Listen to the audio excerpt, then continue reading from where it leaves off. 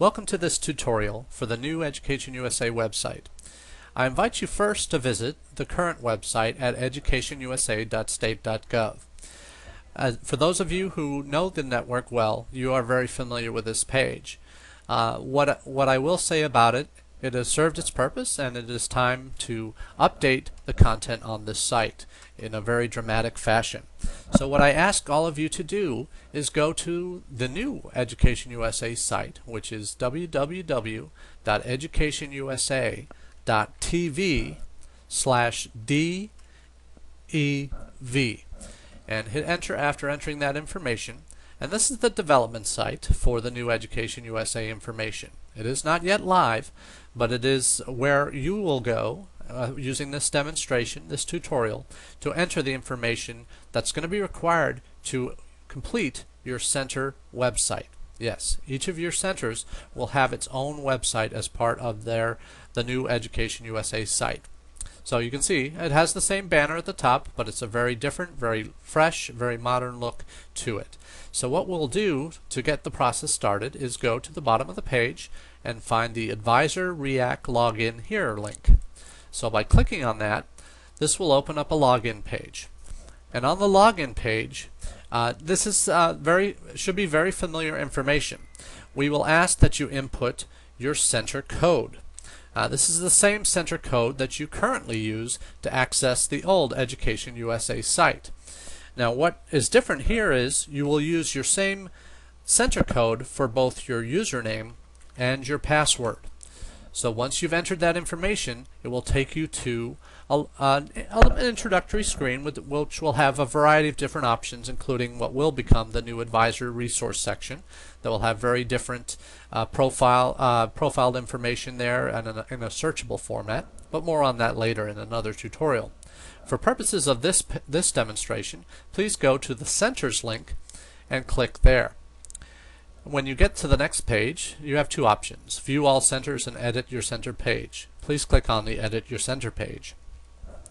This will take you to what will be, in almost all cases, one link for your particular center, and it will ask you to edit that information. So click on that button on the right. Once you've clicked on that button, it will open up a new page. This new page will be your center input form. And this center input form will be able to capture all the relevant details about your center that you want to make known to the different audiences that will need to see your information. Now for me, we're in the IIE DC office, and this is just an example of what the center information can be. And each of these bars that you see is a different section of information where you are able to enter the pieces of information that you will need to have and make available. Now, one thing I will say on this section, the one that might need a little more explanation, is the center public name. The first item here is center name, and that is how your center is referred to by internal EducationUSA circles. So that might not be what your students and local audiences or even U.S. higher education audiences might know your center by. It may be a very different name. So your center public name is what you wish to have listed so that local people, students, parents, families, local institutions, and also U.S. higher education institutions may know you by. This is how they want to find you, or they may recognize you on a list. So please enter that information there. Under the next section, Advising Center Contact Details, this gives you the opportunity to list the information that you want to have seen by the different audiences that may be viewing your information.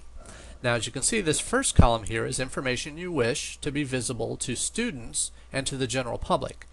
This is information that you would want your students, your parents, local institutions that are in your country. This is how you would want them to view your particular center information, this first column on the left.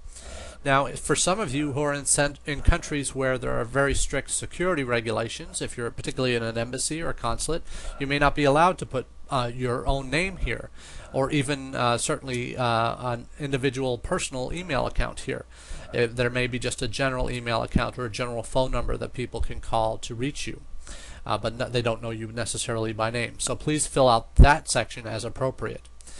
Now you see many different items listed here from different addresses, websites, Skype address, where if you have a Skype address you can actually put your Skype name in there, a Facebook Center profile, group, or fan page if you have that information available that you want to make public to the different audiences.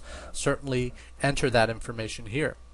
But what I do want to mention here is any section that you do not fill out, say if you don't have a fax that you make available to the general public, or you don't have Skype or Facebook or Twitter information that you would reveal, don't worry. You will not have a number of blank spaces on your center page. You will only have the input information that you enter into the relevant boxes. That's the only information that will show on your regular center view. So after this information is entered for your general public and student audiences, you do the similar thing for the information that you wish to have visible to U.S. audiences, to U.S. institutions. And maybe here you feel more comfortable putting your own personal address, maybe not, depending on your situation. But what I will say about U.S. institutions and how they will be viewing your information, they will only be seeing they will only be able to see your information once they have earned a login from us, where we basically make sure that they're an accredited institution, and if they are, we provide them with login access to the center sites. And then the final column on the right is for official communications. These are communications from your REAC, from other program officers at the State Department, and other official communications from within the Education USA network.